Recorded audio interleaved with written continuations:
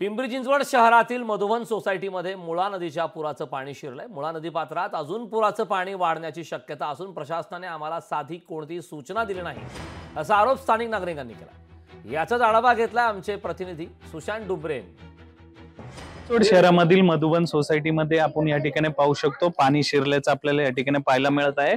मुळा नदीच्या ही काठेला ही या ठिकाणी सोसायटी आहे आणि त्या मुळा नदीमधलं पाणी हे संपूर्ण या सोसायटीमध्ये शिरलेलं आहे। मुळशी धरणातून मोठ्या प्रमाणात पाण्याचा विसर्ग केल्यानंतर नदीच्या पात्रामध्ये वाढ झाली आणि या सोसायटीमध्ये हे पाणी शिरायला सुरुवात झालेलं आहे। आपण या ठिकाणी पाहू शकतो हे सर्व नागरिक जे आहेत ते घराबाहेर पडलेले आहेत। त्यांनी या पाणी शिरल्यामुळे तिथल्या लोक देखील इथून स्थलांतरित झालेले आहेत। तर इथे प्रशासनाने कशा पद्धतीने त्यांना मदत केली, कोणी आलं होतं का हे आपण जाणून घेऊया। तिथले स्थानिक आहेत, काय सांगणार कधीपासून या ठिकाणी पाणी शिरलं आणि कोणी मदतीला आलं होतं का? पाणी मागच्या आठवड्यात 25 जुलै का 26 जुलैला पण आलं होतं।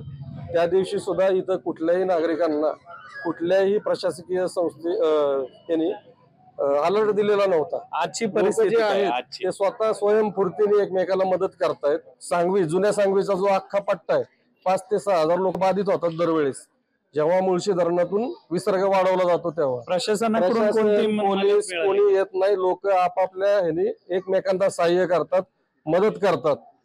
प्रशासनाचं सगळं झालं, पूर ओसरल्यानंतर प्रशासनाची माणसं येतात, लोकांना विचारतात काय मदत पाहिजे का। जेव्हा ऍक्च्युअल पाऊस सुरू आहे अजून ही परिस्थिती बिकट होऊ शकते, परंतु प्रशासनाने अजूनपर्यंत लक्ष याकडे दिलेलं नाहीये असं इथल्या स्थानिकांचा आरोप आहे। परंतु प्रशासनाने लवकरात लवकर इथं येऊन या परिस्थितीचा आढावा घ्यावा आणि या स्थानिकांना मदत करावी अशीच या सर्वांची अपेक्षा आहे।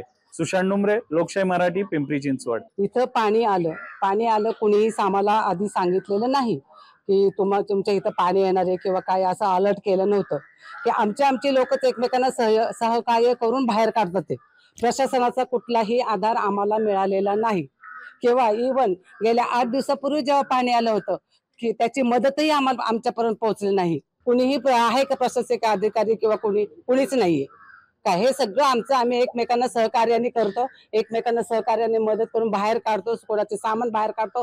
हे सगळं आमच्या सहकार्याने चाललेलं असतं। लोकशाही मराठी ऐका, पहा, जागरूक रहा।